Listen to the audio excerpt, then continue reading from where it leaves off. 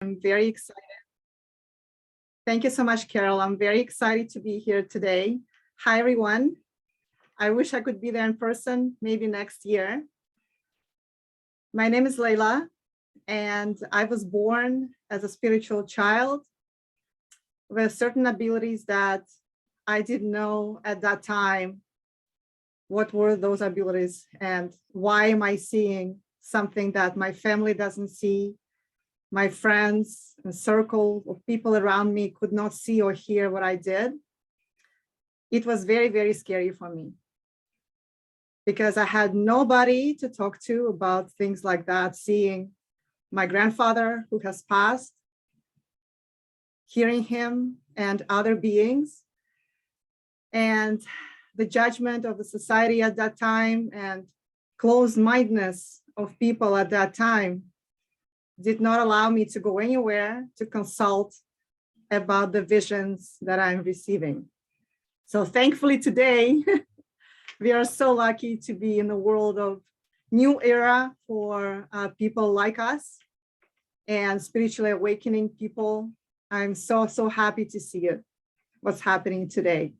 I'm very delighted to see that more and more people are opening up and realizing that there's more than just a physical body and everyday, day-to-day life. I want to share a couple of stories with you from my childhood. When I was 4 or 5 years old, I was crying a lot at night, asking my mom, "Mama, why do I have to die? What's the purpose of this life? Why are we born? What's the purpose to be born and then die?" My mom was shocked because she was not spiritual at all, and she had no answer for me. She just would tell me, "You're too young to think about death. Just go to bed and sleep." But I remember waking up at night and wondering, why am I here? There has to be a reason. And one night I heard her calling her friends and asking if their kids asking questions like that. And obviously nobody, I think she heard an answer no. And I've realized that something is going on. So I started to write poems. And I still have that little book of my poems asking about the life and the purpose. And today, when I'm reading my poems from when I was 7, 8, maybe 9, the minute I started writing the poems.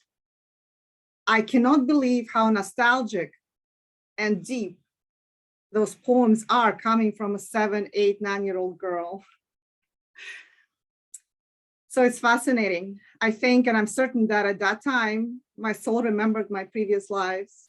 And I was just wondering why I'm doing this again and again. Couple of things I also want to share with you that I was able to predict a lot of things as a child and a teenager. I would just randomly say things and they would come true. For example, in high school, we were walking with my girlfriends and there was new bodyguard, like new security guard in our high school, a young guy just starting up. First day, we were walking by him and I told my friend, I looked at her and I said, "You're gonna marry him." She goes, "What? I don't even know this guy." I go, "You're gonna marry him. Just watch it." Guess what she did after 10 years. And now they have 3 boys, 3 kids.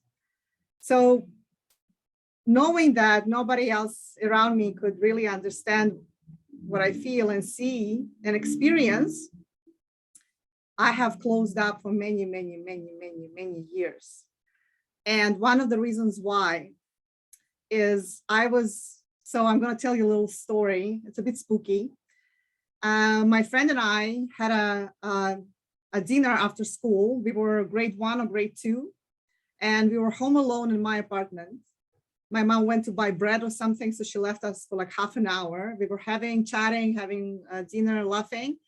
And then I hear this voice, "Layla, Layla."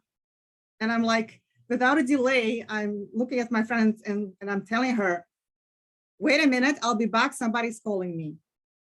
She goes, what do you mean? I go, I have to go to that bedroom because somebody's calling me. I was so certain. And without a doubt, I was going there. She goes, Layla, there's nobody there. We're home alone. And I said, no, but I hear the voice. I think it's my grandpa. Maybe, I don't know. Let me check. And I still remember her huge brown eyes looking at me shocked, because that was not the first time it happened. So my friend, my best friend at the time, she called my mom and she told me the story. So I heard my parents talking on one of the evenings in the kitchen. They locked the door, but I heard them that maybe I would need some psychiatric help. And the minute I heard that, I thought, that's it. I'm not talking about it anymore. I got scared. And you can imagine that was late 80s. And obviously, you know, I didn't want to end up in a psychiatry clinic because at that time, it's just scary. But like I said, I always had my intuition was very, very strong always. And I have made a very special connection with my grandpa, my mother's dad, that I still consider him to be my guardian. He passed away when I was 6, and they didn't let me go to the funeral because they thought it's going to traumatize me. But I was looking out of the window and I saw the cars coming and, you know, the coffin and in his face. And then I realized he's not, I could feel his soul. Only now as an adult, I realized that I was able to pick up on the soul and things like that. But back in the day, when I was 6, 7, 5, I did not realize what was happening around me at all. But I always knew that there's something that I'm here for. And there's a purpose for me to be able to see things like that. And luckily I have found courage and my wings to fly. And I have come back to my authentic self in my late 30s. I was very successful at my corporate job. I've led huge tenders in sales on a national level in Canada, and also working with companies like FBI out of the United States, selling them software. So I have grown significantly in the sales field, but for the past 3 years in my corporate world, I felt miserable. Even though I was very successful, very good commission checks, amazing benefits, I felt miserable. I felt that I'm not doing what I'm here for. And to the point, I could not sit and write an email. My body was aching. I have developed anxiety and insomnia at that time. And then I've asked my inner self and my higher self, please tell me, why am I experiencing this? And I have received a very vivid dream that I'm not fulfilling my purpose of why am I here in this lifetime. And then that weekend, my friends and I, my husband, my family, we went to a cottage for a weekend to have fun. And then all of a sudden I started crying and explaining to everybody that, oh my God, I'm going to leave my job because I want to do this. I want to help people with my spiritual abilities. And they go like, are you crazy, Layla? Seriously, you're going to leave your job? And I was crying hysterically, explain why you're not understanding what I'm saying. I'm not here to do sales. I'm not here to do marketing. I'm here to help people. I've been given. So anyways, long story short, it took me a couple of years to find that bravery. And finally, I've left the corporate world and I started seeing clients on a full-time basis my first week off. I was planning to take a couple of months off and see how I'm going to do this. But guess what? I had no break. And right away, I had people messaging me and coming to me to see me. Today, I call myself a divine light medium. I prefer to work with the higher realms. Although, as we all know, there's a balance between the two. There's two forces out there, but I have made a decision because at one point of my life, I felt that I'm being asked to work either on one side or the other. So I had that struggle within me, but and that was not easy. I mean, the experience that I have experienced in my body at that time. So that's why I call light, divine light medium. I am able to hear and feel souls, and I'm able to telepathically communicate with them. That's what I do with some of my clients. I'm also an energy healer. I do Reiki. I'm a Reiki master and teacher. I have my classes and I love it. I also love shamanism and I practice shamanic arts. I love everything about shamanism and journeying. And it's just something that I've realized through my past life regression. I've been a couple of lives in the shamanic village as a shaman. So that was very also excited to realize about myself. Obviously, this is not my first lifetime being spiritual, as I remember a lot of things from my past lives, such as certain skills, body movement, how to cut cords, things like that just came to me. The minute I came back to my authentic self and realized, Layla, just do this, that we're born to be. The minute I said to myself, I am coming back to my authentic self, the knowledge came to me. Not all at the same time, but it's coming. It's coming in different things that I'm implementing now in my work. I genuinely love people. I find all people beautiful. And my purpose is to serve as a bridge between the physical and the spiritual realms. I also have a story about Holocaust. My husband and I, we went to Prague, Czech Republic, maybe 6-7 years ago. And as tourists, we were exploring the city of Prague, and there is this famous Jewish cemetery in the middle of Prague. It's called a Jewish neighborhood, and there was a concentration camp that was closed up, so people couldn't leave, and they were living there, and they were buried there. They were killed, and so it's like a cemetery. Maybe some of you have been there, have heard of that place. And my husband goes, let's go check it out. Let's go inside. Let's go see it. And I could not move. I had experienced so much fear and I couldn't explain it. I said, I'm not going there. I'm not going there. Shortness of breath, my heart pounding, I have hot flashes. And he goes, what's wrong with you? I said, I don't feel like I want to go there. There's something that's stopping me from going there. And years later, when I've done my past life regression, I have seen myself as a 6-year-old girl being in being right there in Prague in that place, and I have died of hunger. And so I am just fascinated with the power of past life regression. Fascinated. And there's so many puzzle pieces we are getting and understanding about ourselves, our fears, our personalities. One of the things I treasure in this life is friends. I love having friends and I treasure them. They're important to me. And I've realized why. I had a life as a Greek soldier and I saw myself in this apartment or the old-fashioned cave where we were sitting there with my friends, all soldiers, all Greek boys. And at that time I felt, oh my God, I love my friends. None of us had families because we were destined to be at war. And I know now why in this lifetime I treasure friends, because back then my friends were my family. There's so many things that I can share, but I'm going to pick and choose. Funny enough that Carole mentioned that when we first were talking over Zoom one-on-one, it was so easy to connect. In fact, I don't know if Carole, maybe Carole would share that as well. We have found that we have known each other before.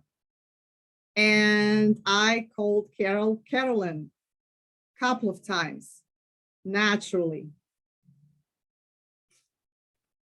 And then we meditated on it together live. We closed our eyes and we have validated that there was probably perhaps a sisterhood relationship. Things like that are real. We meet people for a certain reason. No people come to our life with no reason or a mission.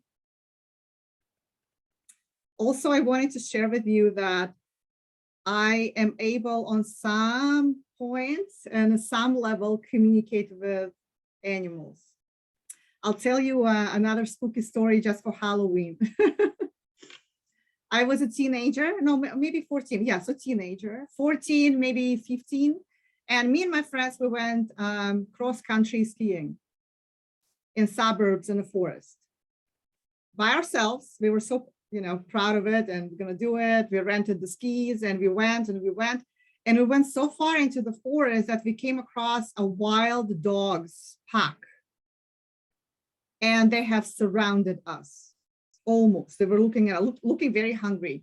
It's like wolves, but they were dogs, very wild. They had a pack. So my friends all panicked. My cousin, I remember her. She took off her skis and she ran. and I'm telling everybody, don't run. They're gonna run after you like it's dangerous. They're going to sense your fear. Don't run. They didn't listen to me, and they all left me there alone. And I was standing there in the middle of the wild dogs. And at that time, I realized I have to look them in the eye. So right away, I understood who is the main dog, the leader in the pack. So I kind of looked at his eyes like this, and I was asking, don't hurt me. I'm your friend. We are the same blood kind of thing. Whatever came to my mind at that time, I was terrified. But I said, I have no choice. I have to talk to them. So after a couple of minutes of telepathy, they weren't moving. He was receiving my information, eye-to-eye contact, and guess what? He walked me back to that retreat place where my parents and I were all staying from where we went skiing. He walked me back, and I was walking with the dog by myself, carrying my skis and my cousin's skis because she just left and ran away. So I have lots of stories like that, which are fascinating. And I was making notes last night what I'm going to be talking more examples. And oh my goodness, I have written 3 pages. So I cannot share all 3 pages with you. But these are the ones that I wanted to share with you and to highlight that we are all born here with a certain purpose. And I'm so happy, and I'm certain that all of you in that room have a special gift. So pursue it, be brave and just acknowledge it. And who cares what people think? It's your life, it's your destiny, it's your soul contract. So at this moment, Carole, I'm going to give you the microphone. Thank you. If any questions, go ahead. I'm open to any questions. Carole, you're muted.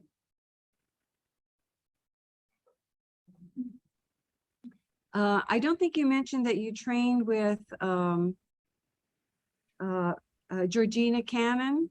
Yes, Georgina Cannon is my teacher, and she was my mentor in regression therapy and past life regression and life between lives regression therapy. Yeah, thank you. All right, we'll come back to you in just a minute. So I was a little bit older when I finally accepted my gifts. I had seen ghosts all my life. I learned at 8 years old, don't tell people that you see ghosts. Most of you are not old enough to know the series at that time, like we have Ghosts, the series Ghosts now. At that time, there was a series called Topper. Oh, yeah. And for those of you who do remember, it was a really cute series. And when that series came on, Topper couldn't tell anybody else that he saw these ghosts in his house. And that was my first clue. And I couldn't talk to my mother and my father anyway about these things, but they persisted after me. And we actually ran away from my father when I was 9 years old, lived with my grandmother for 2.5 years. And it was actually in divine order, because one night, my grandmother and I were sitting around her. She had a wood burning stove, and we had been out in the woods gathering sassafras. So she made sassafras tea. I didn't know at the time that sassafras can actually help you travel to the other side. I only learned that not too long ago. But we were sitting around having sassafras tea.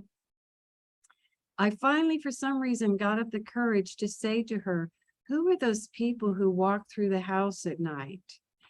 And my granny, you know, imagine this is in the Panhandle. She's a Southern cracker, if you know what that means, and you know, not very literate. And she says, oh, don't pay them no, never mind. They forgets which room I'm in. They come to give me messages. They're family members.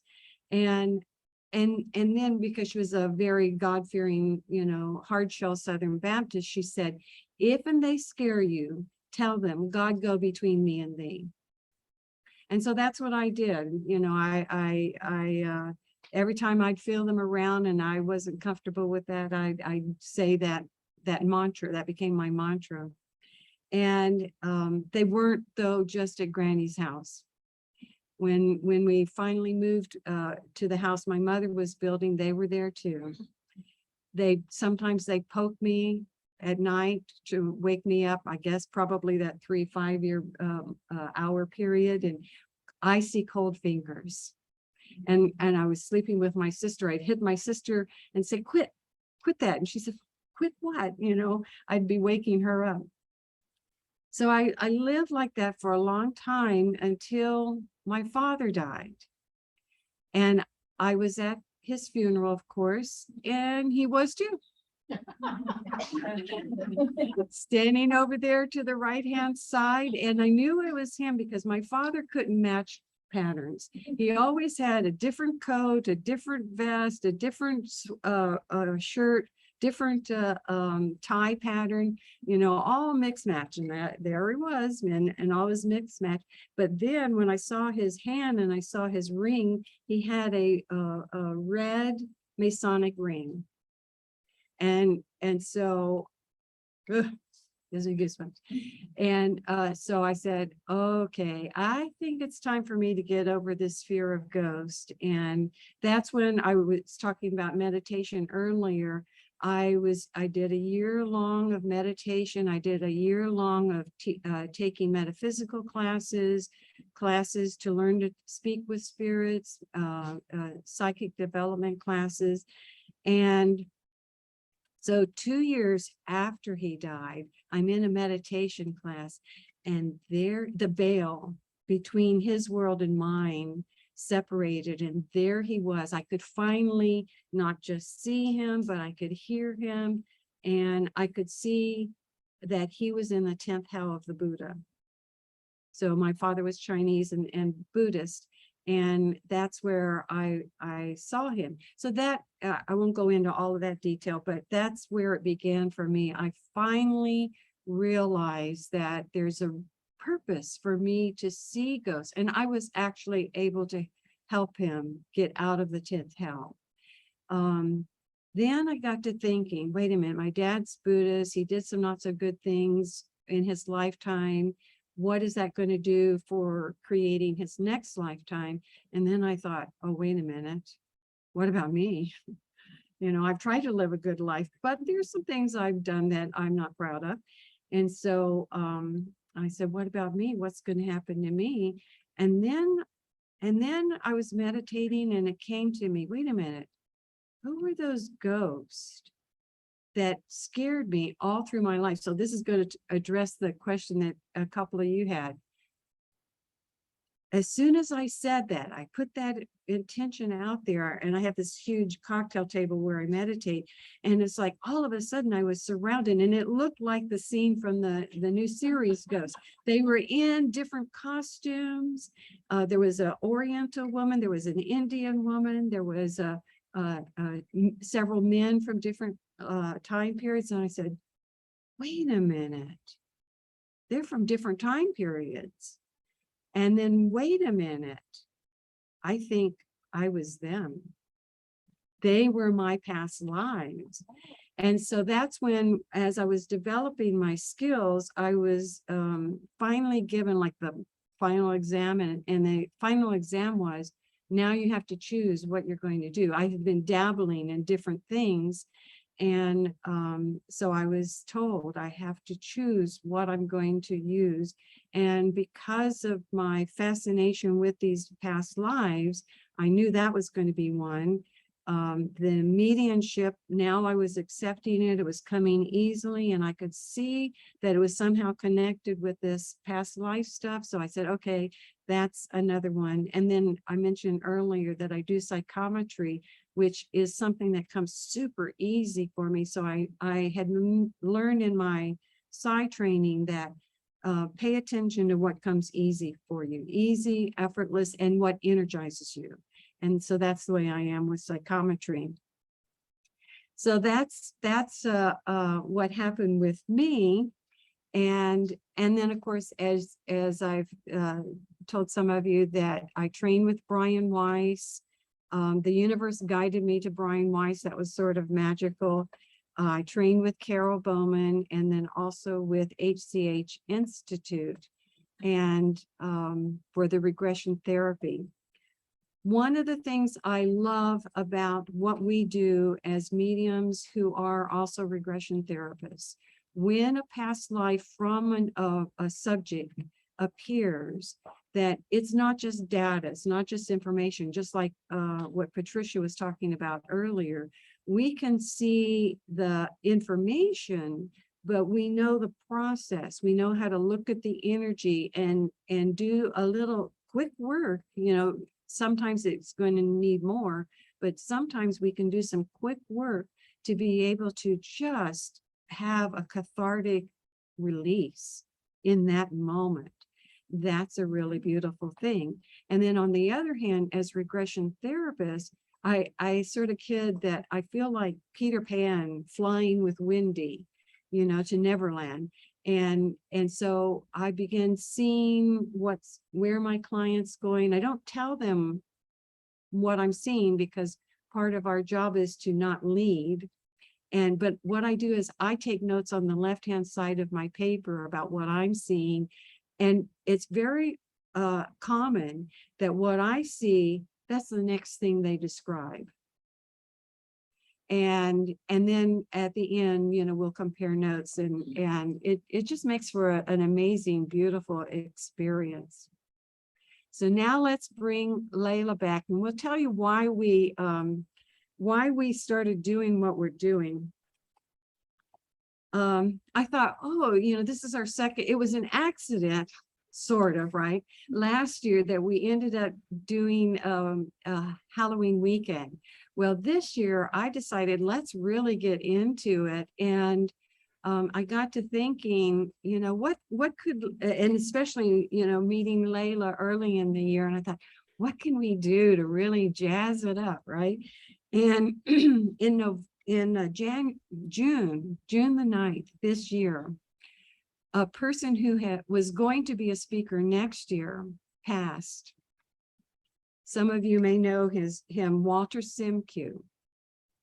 And I got to meet him several years ago, and he had agreed to be a speaker. You know, he couldn't do it for this year, but he was going to do it for next year.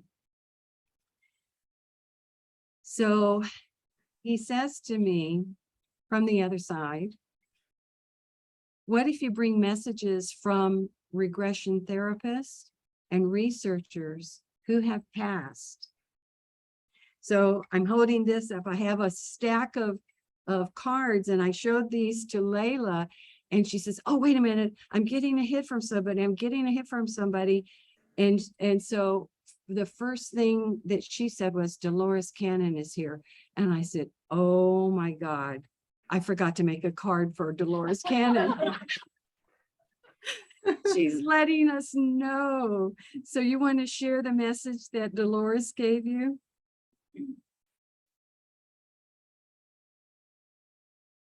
Yes. So I could perhaps try to channel her again, but at that time when you and I spoke, Carole, she has mentioned a couple of things, that it's not exactly the way she's seen it. And that she does not want any judgment.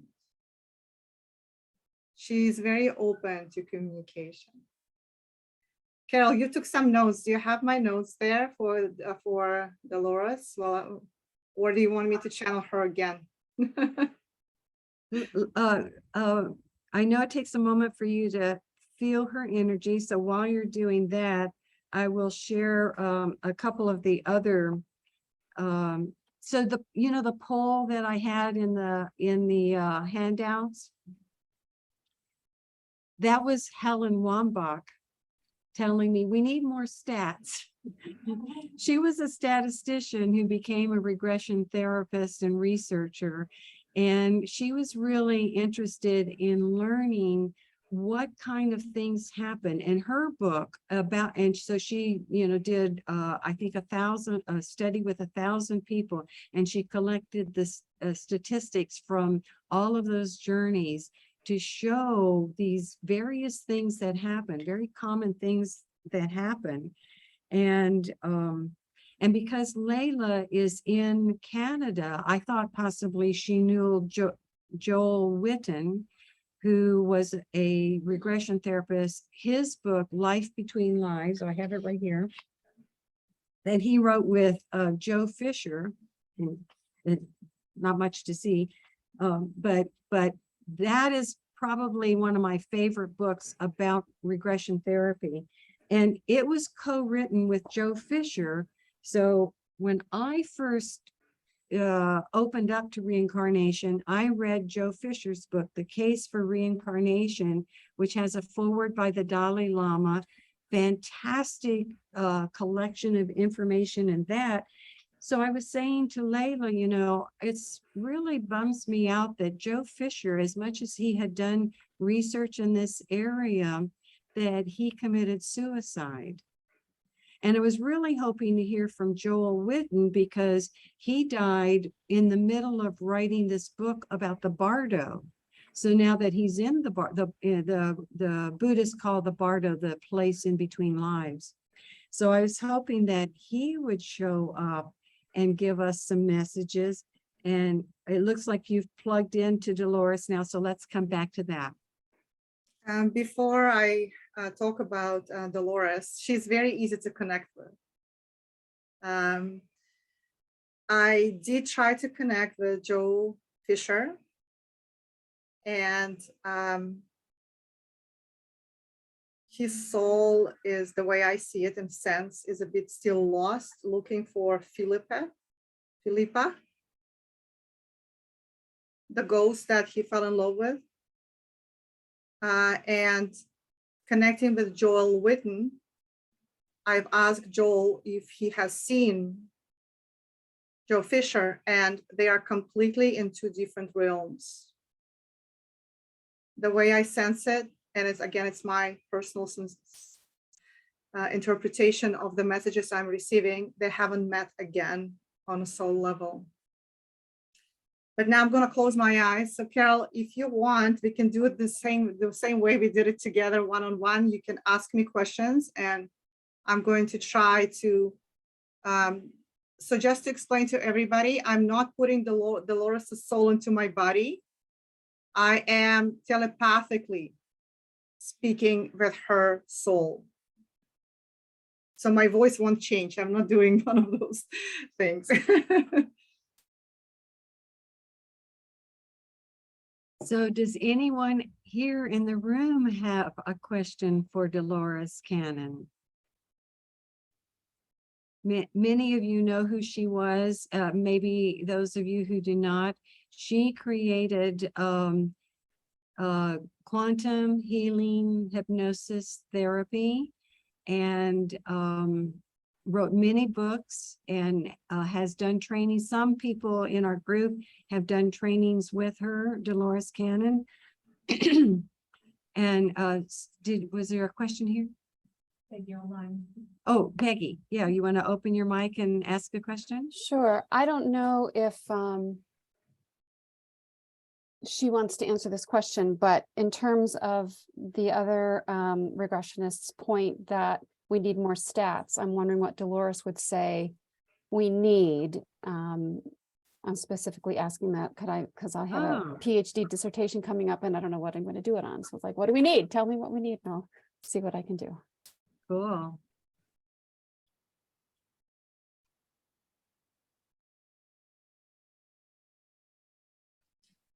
She's saying that she has given enough stats. And there's many videos where she's talking about her research.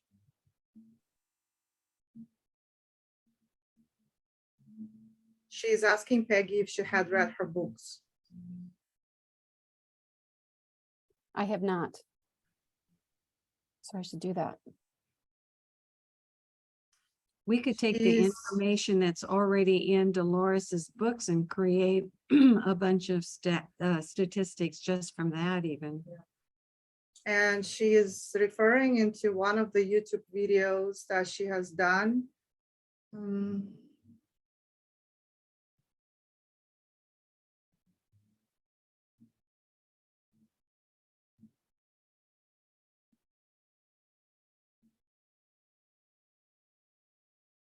I'm just seeing this picture. She's sitting on a stage in a chair, and that's what she's showing me. So that's probably how the YouTube video looks like, maybe. So Mhm. she's sitting in a chair, like a green chair, white top, a blazer. And in front of her, she sees audience split in half. So there's something in that YouTube video, Peggy, that she's saying to me that you can grab some stats out of that video. Fabulous. Thank you so much. And Peggy, to address your question, Helen actually gave me a direct message for you. So the 3 days before the eclipse, I was woken up at 3 to 5 in the morning, every morning. And one of the mornings it was Helen. I wrote mine down so that I would be able to remember everything in detail. And she had guided me a few months ago to a paper. Helen Wambach had guided me to a few months ago to a paper, because as I mentioned earlier, if I were younger, I would be doing research in academia about this field and bringing it more into mainstream. And yet I know that in my heart of hearts, that's not what I'm meant to do right now. But I was guided to, and Helen reminded me that she was the one who guided me to this paper by Eric J. Christopher, who wrote a master thesis on the effectiveness of past life regression therapy. And then just a few weeks ago, I met Peggy, who is looking to do also a master's research work on, yeah, and this is what she hasn't quite defined yet. And so Helen Wambach said to me to give you the message, Peggy, to yes, go for it. And yep, and then she said, and she loves the survey that we had for the poll.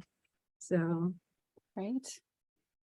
so yeah, Awesome. for some people, statistics are important and other people they're not. Dolores was in her whole own little world, and you know, and nobody's wrong.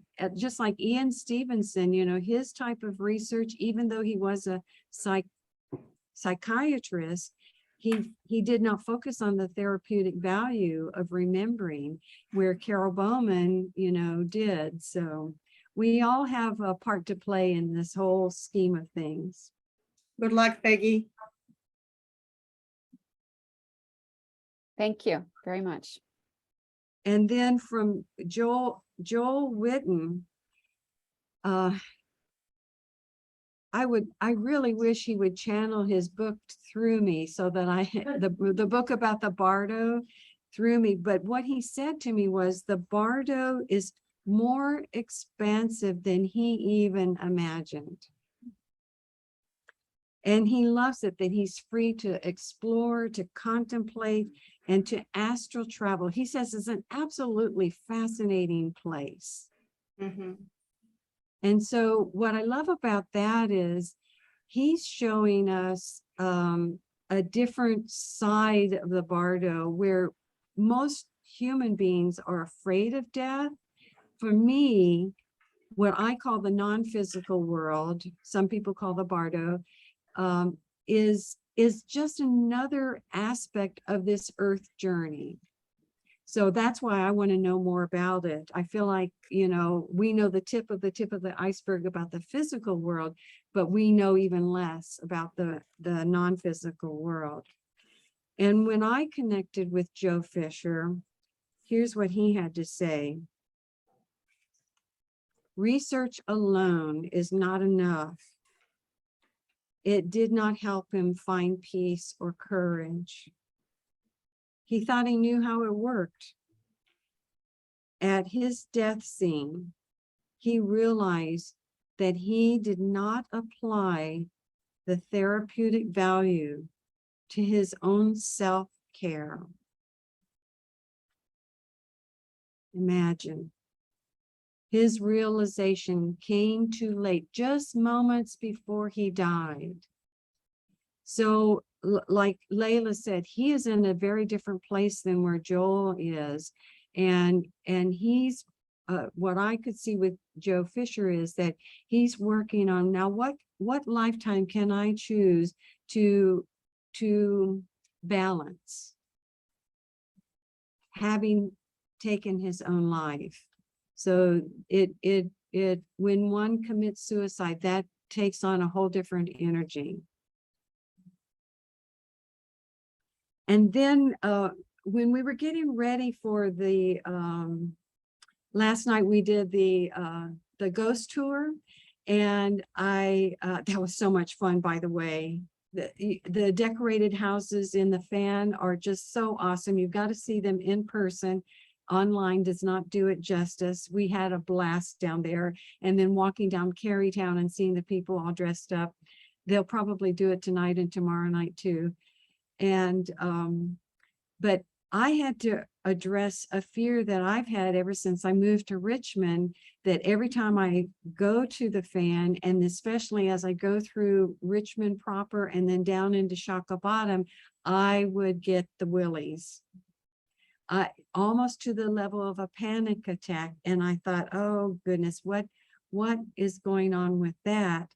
And I mentioned before that my ancestor was from this area. My ancestor Jemima, who was a Native American from this area. And so I was doing a little bit of research about that, but in the reason why I have all these cards, index cards, is I'm doing research about all the people before us who have written about reincarnation, who have done past therapy. It goes way back further than I ever imagined, but one actually centered on Richmond, on Virginia. And this was a guy named William Strachey. And he was here in 1610, I think it was. He was a secretary to the colony of Virginia, and he was charged with making notes about what life was like. So imagine in the 1600s.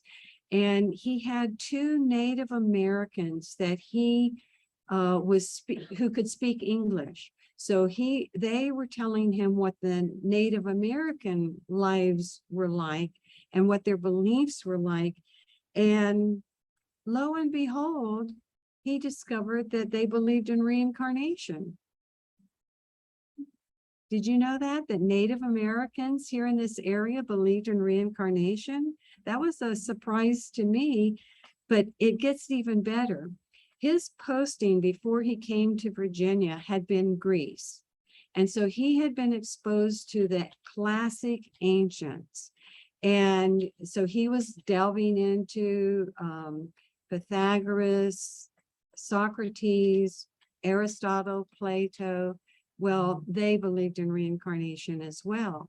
And what surprised the heck out of Strachey was that the Native American beliefs were very similar to the classic ancient Greek philosophers.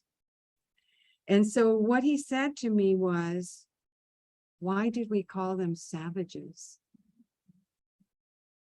How could we call them savages if their beliefs were so like these other beings who we considered to be so so enlightened?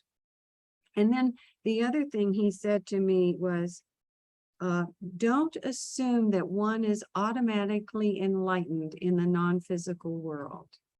And Patricia kind of alluded to that the Bardo bubble, there in many teachings, there's all these different levels of what happens in the Bardo. And I'm doing research about that. And then, do you have more, Layla? Did anyone else have a question for Layla, for Dolores? Yeah. So it's strange because I fell down the Dolores Cannon like rabbit hole Friday, and I had never even heard her stuff, but I was just like so drawn to it and just was listening like from morning all the way late at night, everything. So what I want to know is, what does she mean when she said it's not exactly the way she's seen it? What she allowed, like, what does that mean?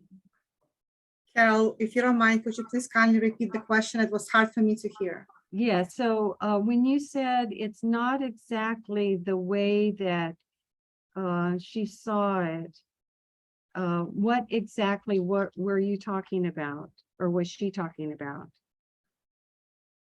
Can you elaborate?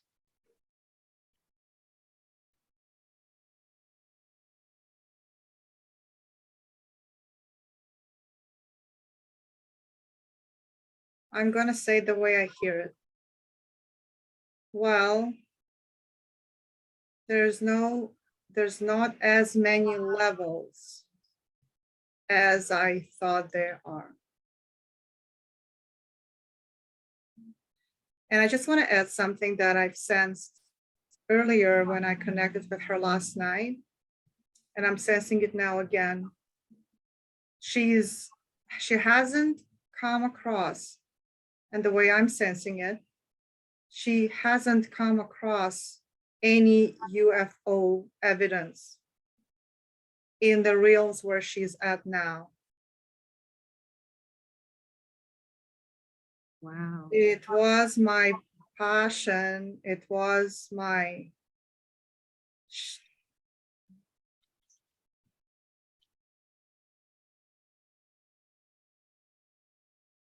she's done a lot of research about evidence of aliens and UFO. And I thought I've seen it with my eyes and I knew exactly how everything looked. But I'm not able to find it here the way I saw it from Earth.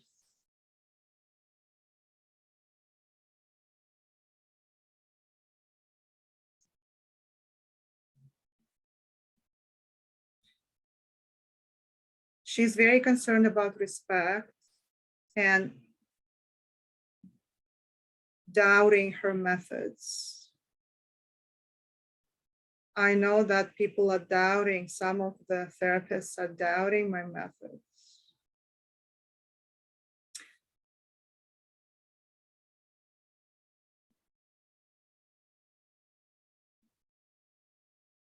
But I'm confident that I will find still what I was talking about.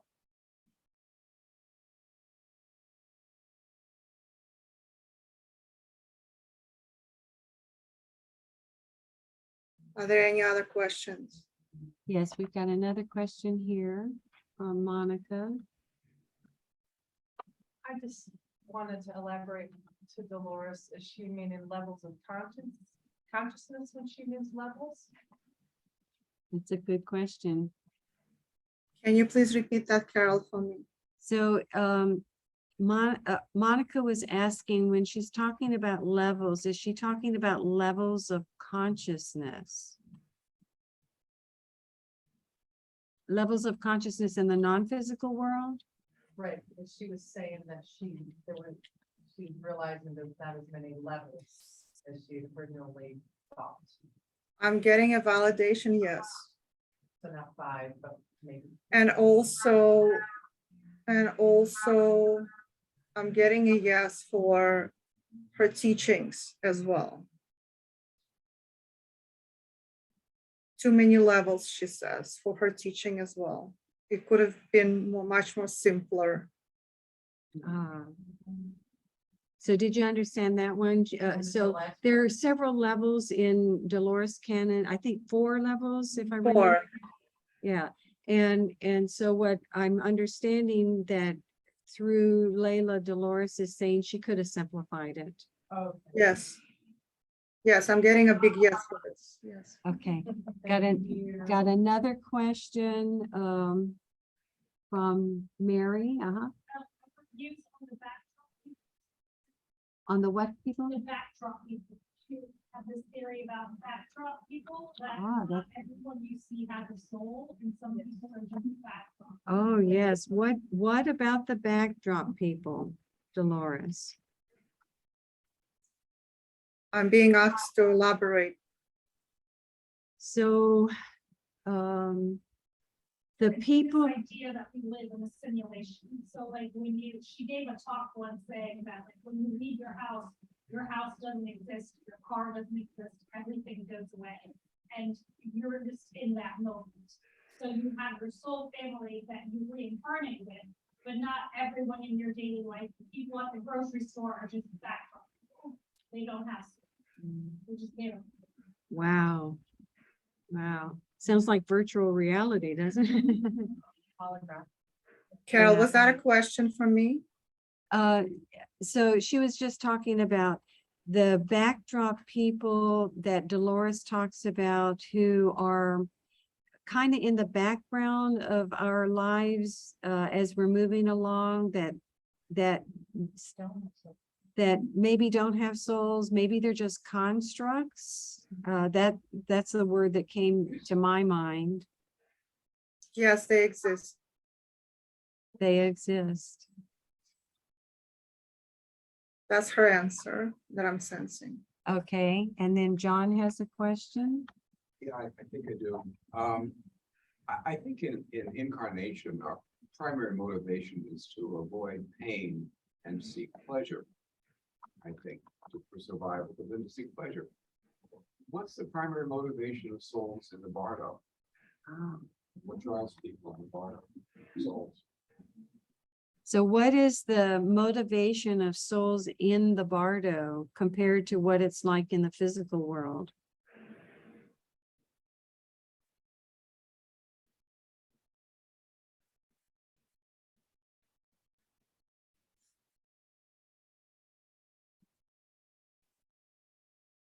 It's very light here.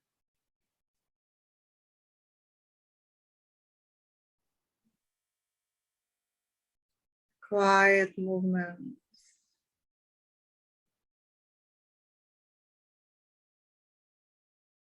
Feels so good to be here. But I would like to move forward.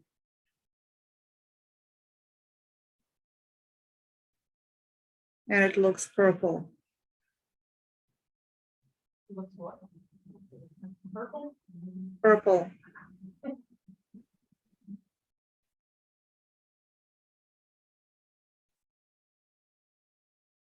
She's on a mission, Carol. She wants to move forward out of there.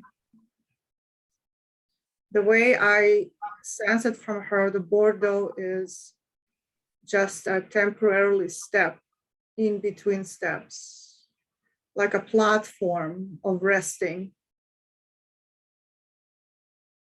Resting and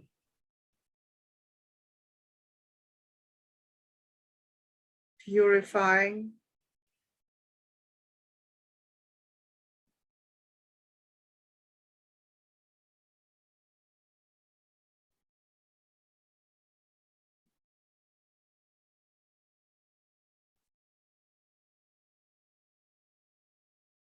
I'm just starting to see images of this place that she's describing to me.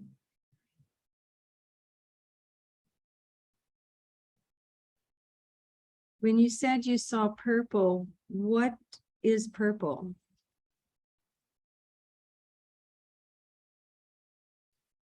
It's where the soul goes after death. And it hibernates there.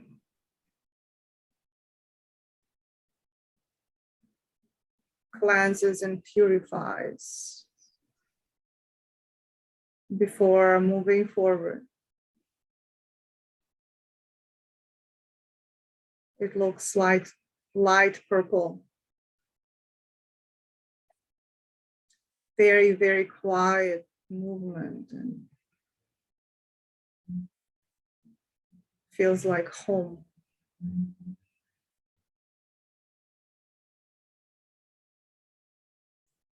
She's somehow talking about things that I would not call it plateau.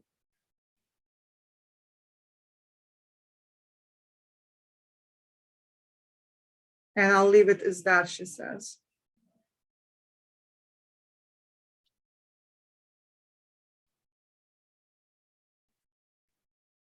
I had a question online from Sharon or Shannon. Sorry, I'm not opening my eyes because if I open my eyes, I have to go back into reconnecting. Shannon, if you're there, can you please unmute and ask your question? Yes. So my question, where'd it go?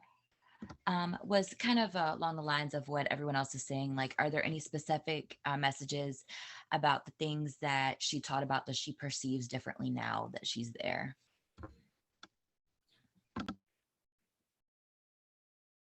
I'm getting a validation that she would simplify her levels in teaching. And she would simplify the levels of where she's taking her students to.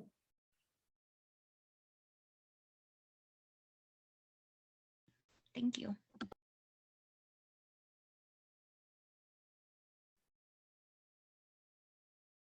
Okay, we have a question from Olga. Can you please elaborate more on there's no evidence of aliens? Is it like maybe they're in different plane? Like this question just bothers me. Yeah. Is it like they don't exist at all, or there's like maybe she can't recognize them? Yeah, and what about like star seeds and So and everything else? Yeah, the question is, can you elaborate more on why she's not seeing, sensing, or knowing aliens in the bardo?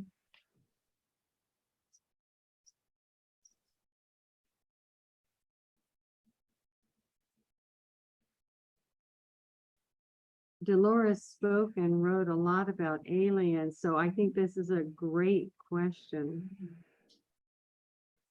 I have a feeling I know the answer, but I want to wait till see what she says. She is sensing that she has been forbidden to see it as she is on the other realm. She's not, she hasn't been given She's not allowed. something like that across those lines, is that she's trying, but she just can't see it. Maybe yet, she says. Carole, may I ask for your help with this question? Can you ask me yes or no questions, please? Okay. Okay. Is it a question that is a yes or no? Okay, that might help. I have felt for a long time that the afterlife for human souls might be in a different place than the afterlife for, say, Andromedans or Pleiades or what have you. That there's so many different realms, if you want to call it that, their lessons may be different from our lessons. And that's why there's difference. And so my question is, does she agree from where she sits now, that's a possibility, yes or no? Could you hear the question? So the Pat is saying that she senses that extraterrestrials have their own bardo, their own non-physical world, or maybe they don't even have that, who knows, you know, but it's different from what we experience as human beings. So that would be the question, is what extraterrestrials experience after a physical existence in a different place than what human beings experience? That sum it up? I'm getting a yes.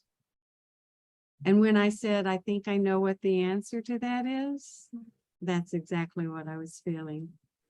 I'm getting a big yes on this. Yeah. You know, we try to box things into a pigeonhole things into nice, neat little packages. And the universe is so much more expansive, I find, than that. Anybody else have a question for Dolores? Uh-huh. I'll take one more. She's asking me to Yeah, yeah. This is it. I go. guess. Are you planning to come back and incarnate again on Earth? So the question is, are you planning to come back on Earth?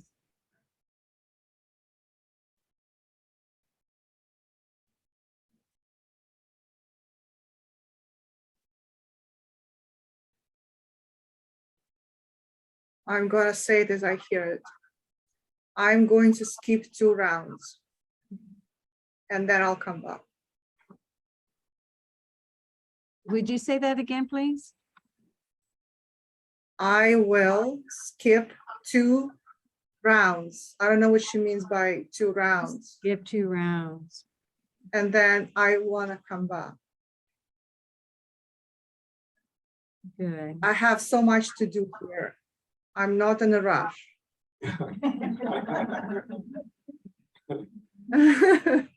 She's smiling. She's got us laughing too. Beautiful. So take your time and come back and join us in I'm ordinary. going to ask the audience and everybody online to mentally thank her for being here. It's very, very Yes. important. Yes. Thank you, Dolores, from all of us here. We appreciate you joining us and sharing what you're learning on the other side and all of these beings. She's smiling. Yeah, thank you. Good. I mentioned that I'm doing research about people who have been teaching about reincarnation, and I was really surprised when Raymond Moody a couple of years ago was talking about how Pythagoras taught about reincarnation. And then I realized that was my connection with Pythagoras. I've been studying Pythagorean, hey Tom, Pythagorean numerology, but because of my dyslexia, I struggle with numerology, but I still was just like so connected with Pythagoras. And when Raymond Moody said that about him teaching how to remember past lives, I was weeping. And so I knew that there was something going on about that. So I was really hoping to be able to connect with him. I did twice. And so the first time he spoke to me, he said, he loves the technology. He loves the technology of our current world, but he does see how it is also a distraction for some. And just like back then, there were distractions back then. And he says, you know, the evolution of human beings is a slow process, and yet he marvels at the beauty of the world. If you know anything about Pythagoras's work with not only with numerology, but math, if you've ever done any geometry, you know, he's like the grandfather of geometry. And a lot of people don't realize that he did a lot with sacred geometry and the music of the spheres. He was the first one to see how music has an energy. So every tone of music has an energy. And So he says, look, love, beauty, and order are signs of harmony with divine intelligence. And then the other night, I was at a meeting and they were talking about augmented reality. And this is something that Carol Bowman's son was also talking about. And he says, holograms, computers, augmented reality. Where do you think all that stuff comes from? He says, we think of it here. And then it's manifested in the physical world. So you know that saying, as above, so below? He says, yeah, it's very true. All of these things are happening. And then he gave me a pragmatic statement about that as well. He said, so-called problems are clues to the answers that are already in existence, but the answers are in the place in between. So this is another reason why this concept of being able to shift our awareness into altered states of consciousness is so important. So he said, therefore, be still and know. Be still and know. Remember your connection to the harmony of the spheres.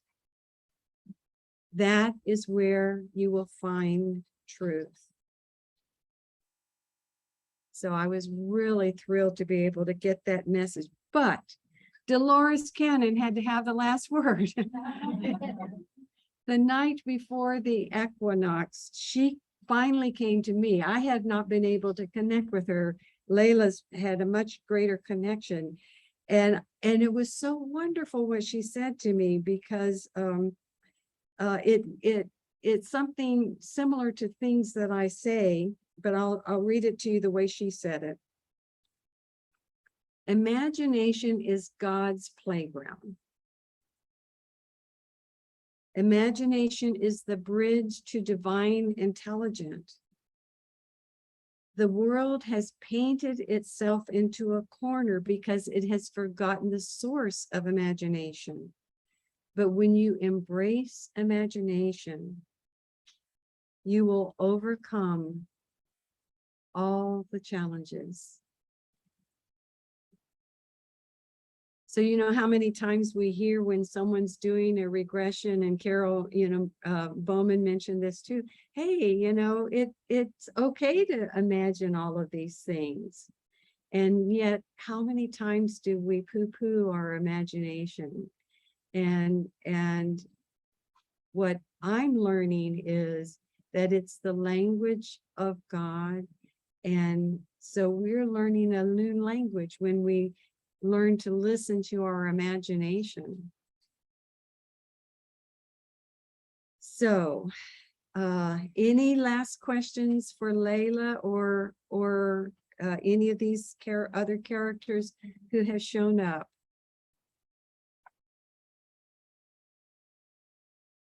Yes, Joe.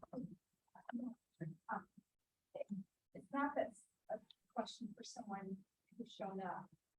Does anyone know, because I honestly don't know, if Edgar Casey has reincarnated? Or that's the first part, and then second part, if he hasn't, did you ask him a question?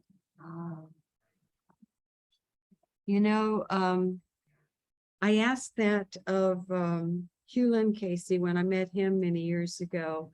Has there been a reincarnate of Edgar Casey? And Joanne referred to the book that she wrote 2 years ago, or no, last year, I guess it was, about TJ, who supposedly was a reincarnate of Thomas Jefferson. Oh yeah, and very connected with Edgar Casey. And so I couldn't get him to talk to me at all. Edgar Casey. There were certain ones of this stack of cards, just, it's like dialing up, no answer. You know, they think I'm spam or something. I don't know. Yeah, or sometimes, Carol, you're trying to channel one person and then all of a sudden another soul shows up. Exactly. Like Michael Jackson loves to show up with different mediums. He loves the attention. You're trying to channel one and then Michael Jackson shows up. 2200. Whoa, what? Edgar Casey will reincarnate in 2200. I had not heard that. So Mary Grace was saying Edgar Casey is predicted to reincarnate in 2200. Well, there's some people that believe he has, David Wilcox. Anyone know David Wilcox? Oh, yeah, yeah. The ARE does not agree with. Well, Yeah. Yeah, but maybe now that we put the questions out more, that we'll get more information and we'll keep you posted on the Reincarnation Symposium Facebook page. So hope you'll join us there. We're now, yes, Carol, may I ask a question for the audience? yes, please. I am very curious, how many of you have experienced lucid dreaming or astral travel? Show of hands, show of hands. Oh Carol, my- help me. What's the percentage wise? I'd say about 50? 80%. 80%? Did you say lucid dreaming? Lucid dreaming, astral projection. Yeah, And now the following questions for those people who raise their hands up. Have you ever felt that it's so difficult to come back and click to your body back? Have you ever experienced a struggle of coming back and zip locking your soul to your body? Raise your hands. I'm just curious. oh yeah. Okay, hold your hands up. We're gonna show it to Layla. Yeah, Excellent. Oh, love it. Love it. yeah, love this it. is an advanced group. I love it. Yeah. And I find that when I was younger, I was scared. Like, how come my mind is already there, but my body is not moving? And I'm trying to wake myself up and my soul is just not there yet. And I'm Layla, come on, I can't move. Come back. And then this all of a sudden this click happens. And then you're back to normal again. Yes, and actually, when I wake up, that's the first thing I do is I check to make sure I'm all the way back. Mhm. Yeah, isn't it fascinating? And one more thing I wanted to mention that I think Carol agrees with me. I think we've discussed that in our one-on-one. Do you find that you receive a lot of messages, or if you do receive messages at night, do they come to you between 3 and 5 a.m.? Got a lot of nods, heads nodding on that one. Yeah. And there's two more questions. Kate wants to ask, can you explain the differences or similarities between hypnotic regression and remote viewing? Oh, that's huge differences. You want to handle that one? Carol, I'll ask you to handle this one, please. Okay. It's going to take half an hour to. So you do not have to do a hypnotic regression to do remote viewing. You can do a meditation. You can do trance work, but different from hypnotic regression.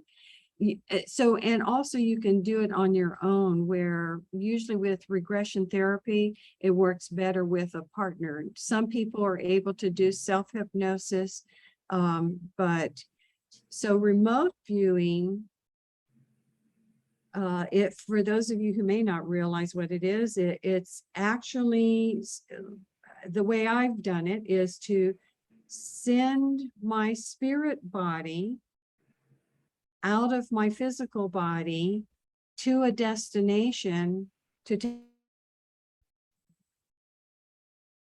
Now, I might go into a light or deep meditative place to be able to do that, but with hypnosis, I'm right here.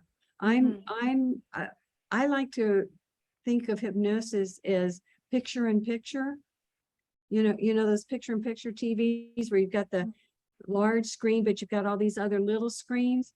And so when past lives show up, they usually show up first on the little screens.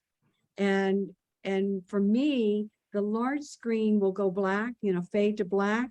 And then I'll know, like, the little screen will be beeping, and I'll know, okay, flip that to the large screen.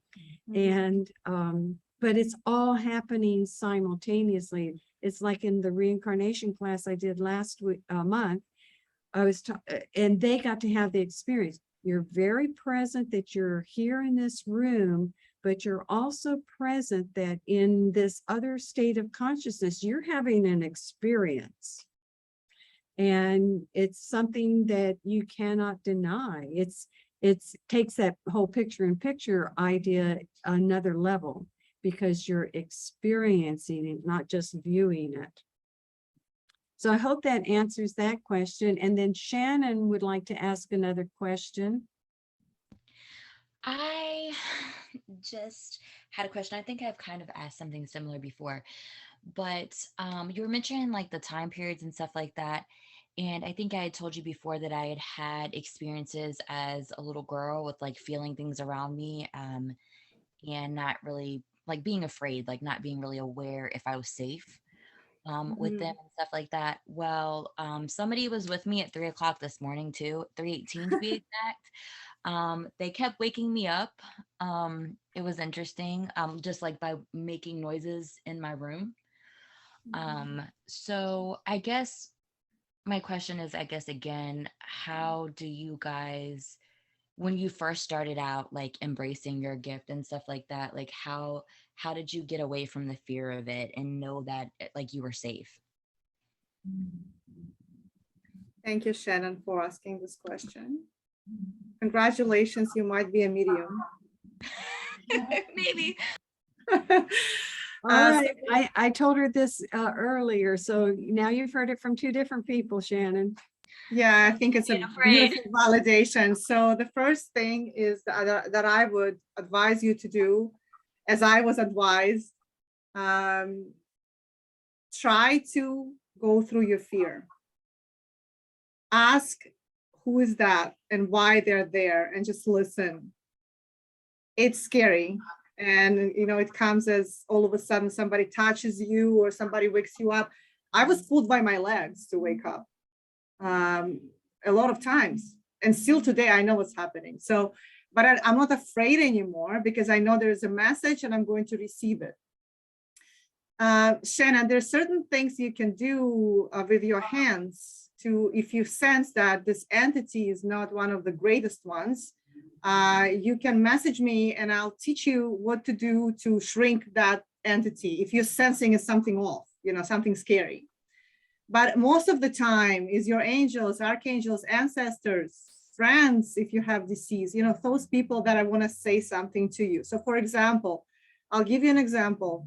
One night, and my husband is not spiritual. He's a new soul. He's into business and all that stuff. So, one night, well, he lives with me, so he's sensing stuff now. So one night, I saw he's not a direct uncle of mine, like step uncle, not blood related, but he's married anyways. I will call him uncle. He passed away and he was hanging out in our bedroom for a couple of days. Even my husband felt him. He goes, there's a man in our bedroom and he does not have any abilities. So sometimes they come very visual, Shannon, and they start talking to you and pulling you by the legs or just waking you up around 3 or 5 a.m., between 3 and 5. Is because they have a message, Shannon, and there's nothing to be afraid of. So in that instance that my uncle said to give the message to his wife to forgive Maria. And it's a funny story. So he told me, tell Lucy that I said to forgive Maria. So I called Lucy the next day, and it's fascinating. It's so crazy. So I called her and I said, your husband who passed, right? So your husband told me that you should forgive Maria. And her response was hilarious. Why is he saying that? She ruined my mood and la la. So she didn't even question how could he tell me these things. Like her reaction was anger, and why would he be on her side? La la la la la. She didn't even question how come I'm talking to him. So Shannon, just talk to yourself and one night when you feel this 3 o'clock calling, go through your fear. Keep your eyes open and say, I'm not afraid, I'm here to listen. And the fear will go away. Okay, I'm sure Carole will have something to add to this. thank you. So when I see fears come up, and of course I learned this the hard way, right? That it says to me that that's what needs to be addressed first. And it was beautiful. The very first sentence that I ever had from a past life was, what is there to fear of death, but rather fear not living? Took me a lot of years to understand the meaning of that. And I realized that before I accepted my gift, I was a walking zombie. I was not fully alive. I had so much fear around me. And like Patricia was talking about, I had my defense mechanisms, you know, protecting those fear things that from my childhood trauma. So if you're feeling fear, then that's the first thing to look at. What's the cause of this fear? Yeah. Mary's got a question. Hold on. Have you ever gotten a message for someone you don't know?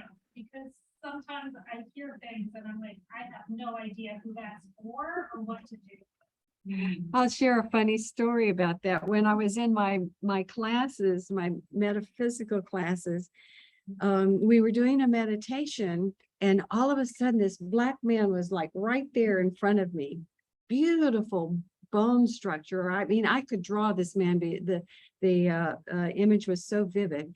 Well, in Naples, Florida, we didn't have a whole lot of Black people, but every time I'd be around any, I'd look, is that him? Is that him? And no hits. Then I was a sponsor for the youth group at Unity, the YOU group. We were at a retreat, and all of a sudden there was this Black woman who was from Tallahassee, who I had not met before, but that Black man was standing next to her. And I said, and I was very green at this point in time, but what happened was so validating that it really helped me trust my own skills. So I said, and I didn't know her, so I'm you know, very gingerly saying, have you lost anybody recently? You know, has anybody passed over? And she says, yes, my husband.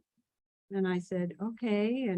And so she's a little skeptical, and she said, I told her, you know, that this person came to me in my meditation. And so she says, what did he look like? And so I'm describing him, you know, he had real, you know, how some Black people have these really round cheekbones and what have you, and he had short cropped hair and a big nose, big lips. Well, you know, a lot of Black people have those features. She says, did he have a hat? I said, you know, that's funny that you mentioned that, because the hat was on his chest. And she said, oh, that's the way we buried him. And I said, oh, okay. So that was the first validation. I said, I think he's got a message for you. Otherwise, he wouldn't have come to me. And would you like me to give you the message? So she said, okay. And so I get quiet, and I'm as quiet as you can with 300 teenagers around. And so I started seeing the movie Ghost, and it was this one particular scene where Patrick Swayze got on the chair, or straddled the seat with Demi Moore, and she had her hands on the pottery wheel, and Patrick Swayze put his hands on the pottery wheel also. And so I'm describing this scene, not knowing what the heck, you know. And she said, oh my God, I'm a potter. And my husband was a potter also. She said, we did two very different styles. She did raku, and he did more primitive style. And then now he's very agitated, and he says, and tell her to get back on her potter's wheel. She had not been on her potter's wheel since he had passed. And she says, and when she does, I'm going to put my arms around her and we'll integrate our styles. Isn't that beautiful? So I said, oh, that's great. And then she says, is there anything else? Now she's really into this, and I said, I don't know, something about let the drums beat on, whatever. It didn't mean anything to me, but okay, whatever. Let the drums beat on. She says, oh my God. He was an African drummer. He had an African drummer group, and at his funeral, the African drummers came to the gravesite. They played their drums, and it rained, and so that was a good sign in their culture. So it was like, okay, that sealed the deal. Well, I saw her the next year at the next YOU retreat, and she couldn't wait to come up to me, and she said, we did it. We created this new pottery form. And she said, and I entered it in an international contest in Taiwan. And she said, and we won. Yeah. Wow. Yeah. So, yes, got another question over here. Jenny. Hello, Jenny. I guess it's kind of a question, or maybe just like helping figuring out exactly what this experience was. I get, woken up in the middle of the night, the 3 to 5 time period also, with ghosts and energies and, all sorts of other entities. And I've experienced this for many, many years. So I'm pretty comfortable with distinguishing who they are and what they are. Mhm. But a couple weeks ago, I had an experience where I woke up it was about 4 a.m. with somebody pushing on I was laying on my side, and it was a push on my ribs, and it wasn't just like a tap, it was a compression, like a leaning into. And I face the doorway, and I open my eyes, and I see my 12-year-old son leaving the room and walking down the hallway. And so I figured he had woken up in the middle of the night. For some reason, tried to wake me up, couldn't wake me up. So he went back into his room. And so the next day I said, when he woke up, I said, were you okay? Did you need something? Like, did you have was your stomach upset? And he's like, I don't know what you're talking about. And I was like, you woke me up in the middle of the night. And he said, no. And he is dead serious. Like, doesn't mess around. He's very serious. He would not like joke about it. And if he had, he would very much admit that he had come in my room, And I kept going, like, are you sure you just like were tired and you don't remember doing this? I mean, we talked about this for several days because I was trying to figure out what this experience was. And he really was very adamant that he did not wake up. And so I was like, okay, this was an other than experience. And so I contacted, I did my meditation and I channeled my guides to try and get clarity on it, and didn't really get any clear information. The only information that I was really given was an image of a twin. And so I was like, okay, people have twins and one dies in womb. Is this the energy of maybe possibly his twin? And I never really got any kind of clear information on what that could have been. So I was just curious if anyone else has experienced anything like that, or. That's an unusual one. Any hits on that, Layla? Yes, what I'm sensing is 2 things. One thing could be that he's sleepwalking and he doesn't know about it. Well, that's very logical explanation. But now let's talk about the spiritual explanation to this. Sometimes certain things are being masked from our consciousness. If you weren't meant to see something, they would change the picture for you with somebody you know. Carole, are you getting a validation for this option, for this, what I just said? Yes, I sense that that's a good possibility. And I also get the sense that he could astral project his body. I'm getting a validation for that. But while you were talking about it, I kept feeling like in another life, there's something about another life with him, with you, and a twin. I've had many lifetimes with him. Yeah. I'm very connected with him in his past lives. And my ancestral lineage, we have many, many twins genetically. So that does make sense, yeah. Yeah. Sorry, I forgot the name of the beautiful lady who was speaking. Did you have any marks on your body next day? No, I didn't. Okay, that's good. That's good. Okay.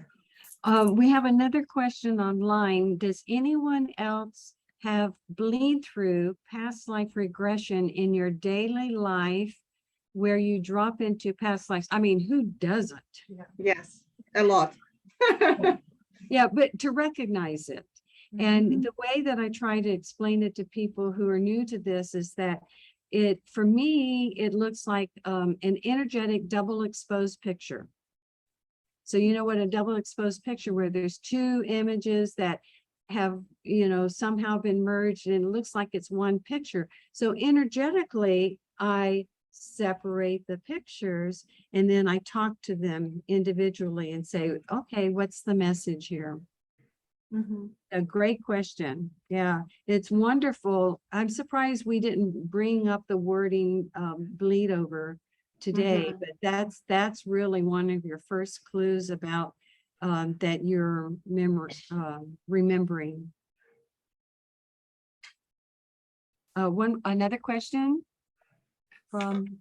So I've read in some of the books where some people wake up at the same time, like at 3 a.m. because they killed them in their soul and their body's remembering the death. But what are other reasons why people, I mean, are they getting downloads? Like why people are waking up between specifically 3 and 5? Like Yeah. 5 times. Yeah, your biologically, your circadian rhythms are prime at that point in time. And so the more conscious you are, the more you can be aware of that, oh, this is a great time for me to, do this. It's not something you want to force, but it, when it happens, just bring your awareness, be mindful to what's going on in your system, and things will happen. Carole, was a question about age, or I didn't hear the question? Oh, I'm sorry. So she was saying that, what are the reasons why people wake up between 3 and 5? Oh. And she also mentioned that someone who has died at that time period, they might be woken up at that time period, which thank you for bringing that up, because I forget which speaker was talking about it, but I thought, oh, I hope she'll mention about seasonal memories. Seasonal memories are when you get this visceral or knowing or emotional feeling at the same time you died in another lifetime. For me, before I was beginning to remember, I would have this choking feeling around my neck. And, I did the medical thing. I went to the doctor. They thought it was allergies. But so I took the allergies medication and it wasn't helping. It was only when I remembered that Holocaust lifetime where she was strangled that energy went away. So seasonal memories, that's good. So whether it's between that time period, but also circadian rhythms. I mean, biologically, they know that. So one more question and we'll, John. Layla, you mentioned that your husband, you think, is a new soul. can you guys talk about that a little, new souls versus old souls? 'Cause I got a feeling I'm a very new soul. I hear these gifts you people have, and it's just like, Yeah. amen. Thank you for your question. So the way I see an old soul versus a new soul is a number of reincarnations that I am able to sense in people.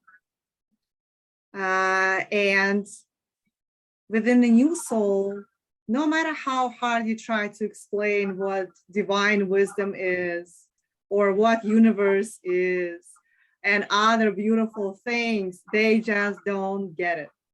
They look at you, they appreciate you for saying that, and then they're out. Versus old soul, they, even if they're not open to it yet, they have a lot of wisdom in them. When they open up to spirituality, they go very fast to it and they align to the authentic self. They've been here many, many lives and many, many reincarnations. Usually older soul is one of your good friends that can listen to you. Empathy comes with an old soul. Carole, do you have anything to add to what I'm saying?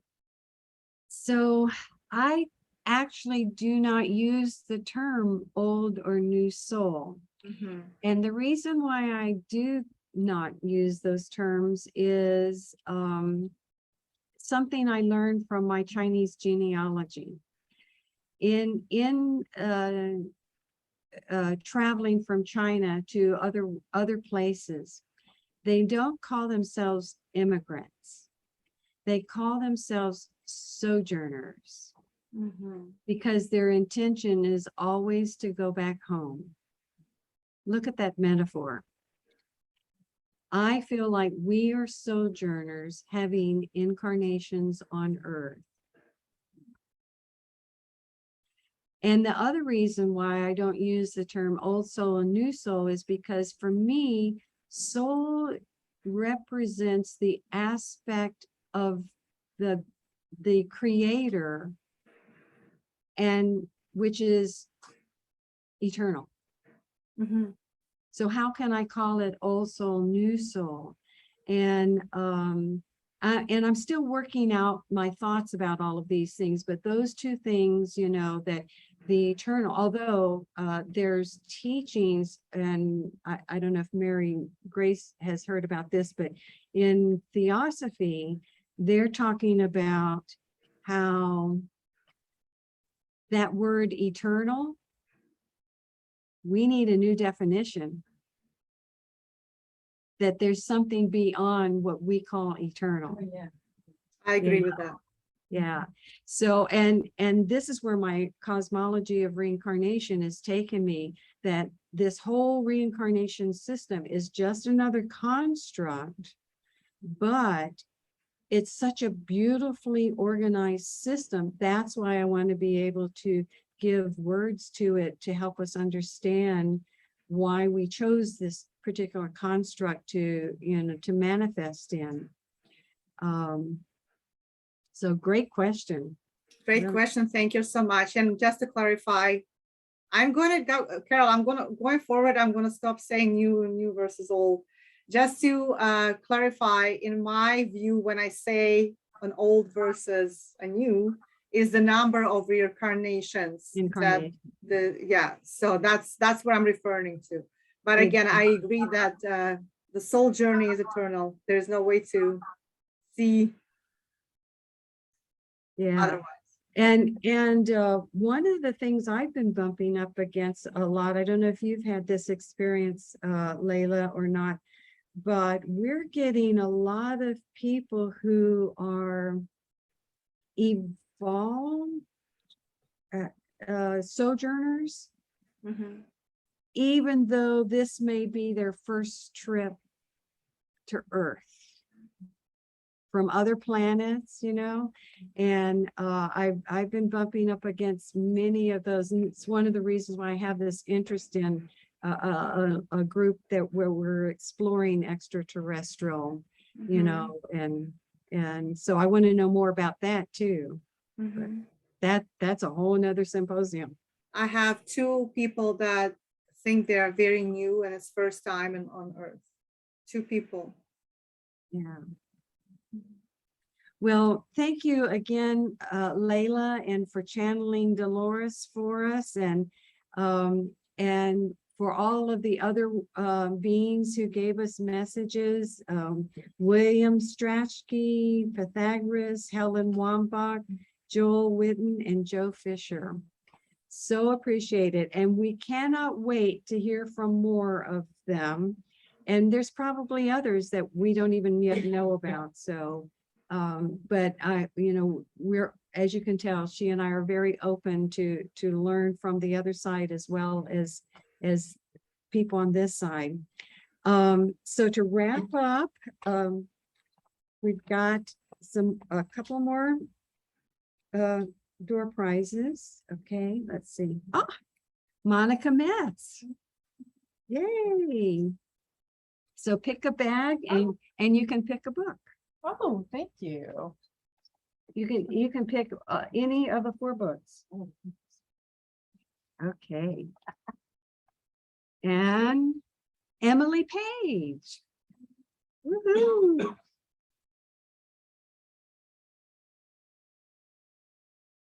And you can pick a bag and you can pick a book.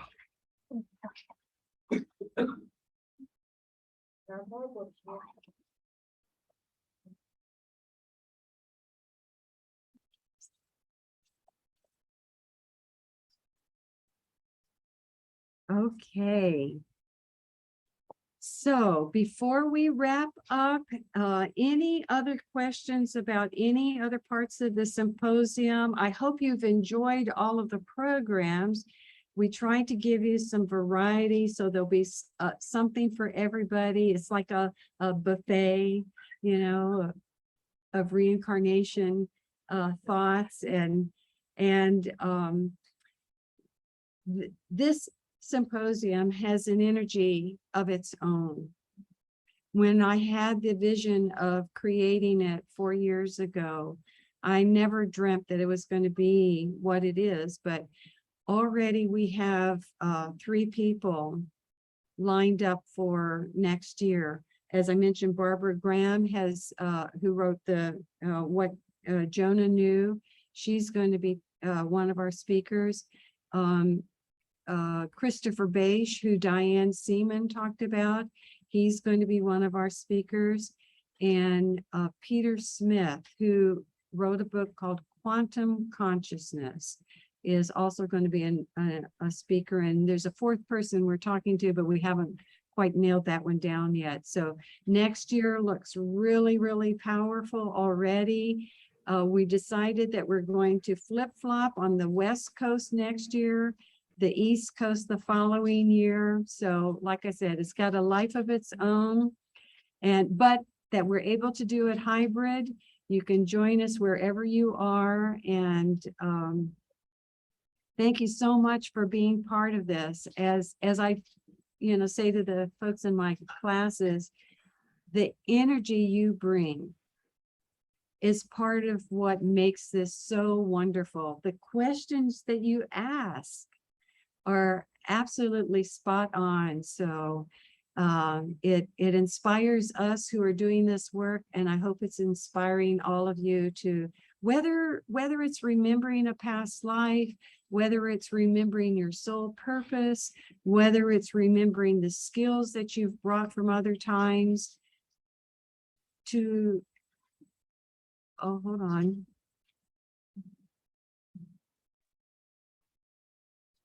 Sorry, there's someone who just showed up. Getting a message, Carole.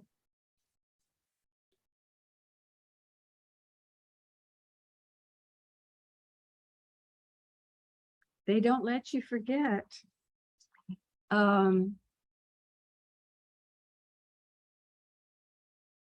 That thing that Dolores Cannon said, imagination is God's playground.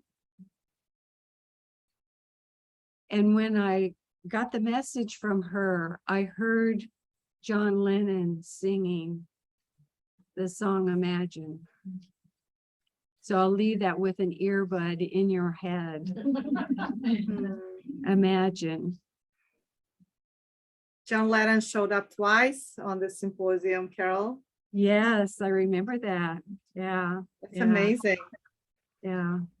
And I'm not sure if Joanne is on the line yet, so have to remind her that can't wait for her book to come out. It's going to be really, really good.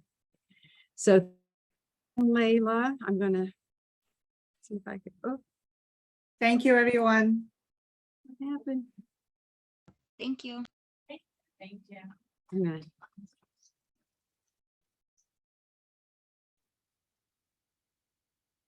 stop the record.